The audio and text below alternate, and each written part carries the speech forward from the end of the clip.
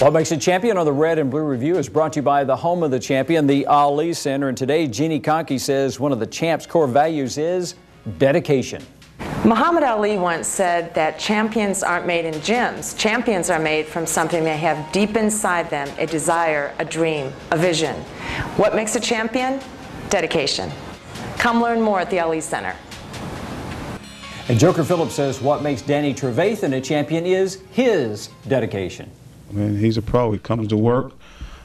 He rolls his sleeves up. He goes into the meetings. He pays attention. He is coaching the other kids up now. You know, special teams wise, he's one of our leading tacklers on our special teams also. You know, and that's not always a popular deal with starters.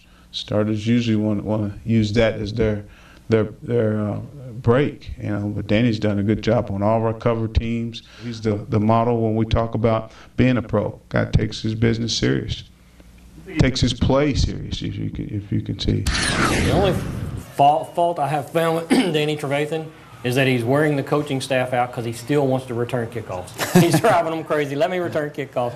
He's a treat. How he can attest to this too. One of the favorite parts of this job is to watch an 18-year-old high school kid who won't say boo leave campus 4 years later as a 21, 22-year-old senior who has developed the way Danny Trevathan has, not just as a player, but as a person, the personality you see, the leadership that you see. The dude is just unbelievable and a nice little one-handed grab.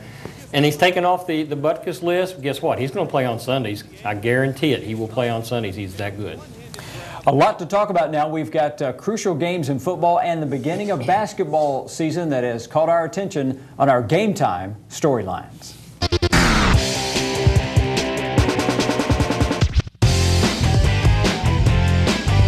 And our Cat fans admit it. When you get the football season, you go down through, then you start circling wins like Louisville.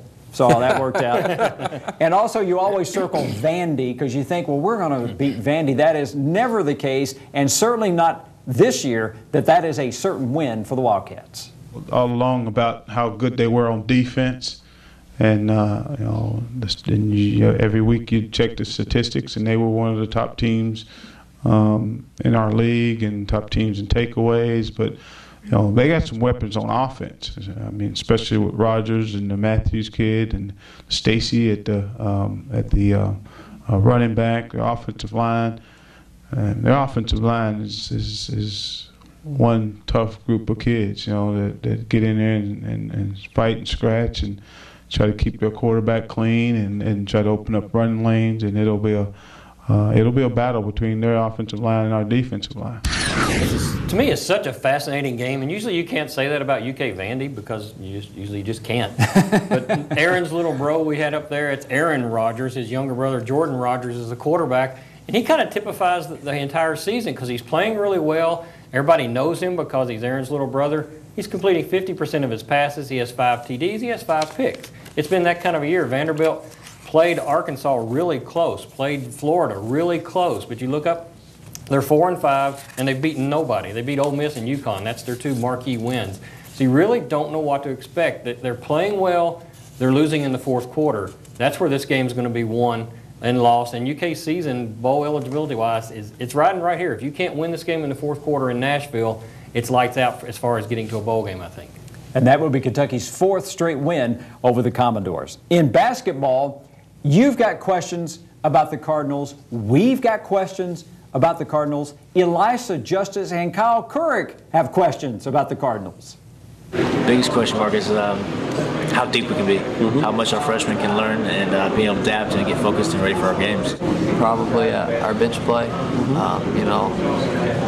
got 5 strong starters, and the bench. We're just going to have to, I guess, really compete, come up and back them up.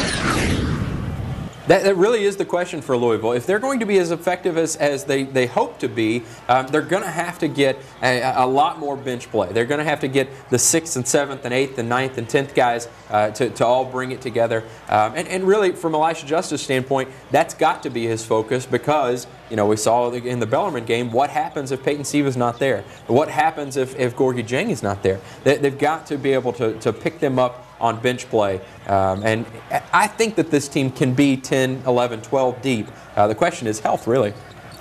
The season is now officially underway for Kentucky and Louisville basketball. The Cats obviously pretty pumped up as they took the court to knock off Morehouse in an incredible 85-point win. But that doesn't mean the Cats will go unchallenged here in the preseason. They were excited. They were screaming in this hallway. They were jacked up on the court, and we hit them in the mouth to start the game. That we were really good tonight. Now, will we be playing better teams? Obviously, we got the #1 ranked team in the country. We got a team that's been a top 5 team the last couple years. We've got other teams on our schedule who are really good, talented players, and we're going to have to sustain effort. They understand, and they've got guys on this team, 3 of them, really 4 of them, that were in the Final Four and know that you got to have a certain toughness, you have to have a grittiness to you, and you got to defend and rebound. What this team has, the added thing is wing block shot. So we're ahead in some cases, but we're behind in others. But you saw the toughness was better, the defense was better, all the things we had worked on. I spent most of the week trying to find out what is that one thing they're behind on, because I can't really find one. And finally, the season is underway. It's one of the most anticipated seasons in a long time, and that includes the 2010, the very first year with John Wall and those guys, because you just see the athleticism, falling out there before your very eyes. You're like, oh my goodness, these guys are so good and so deep. For once, they can go really deep this year, and that's going to be interesting to see how they play out. You've got Kansas coming up. We saw the cover of Sports Illustrated, preseason #2. Kansas is on there. North Carolina #1 is on there. Louisville, I think, was #10. They're on there. Florida. It's going to be a fascinating year and an enjoyable year.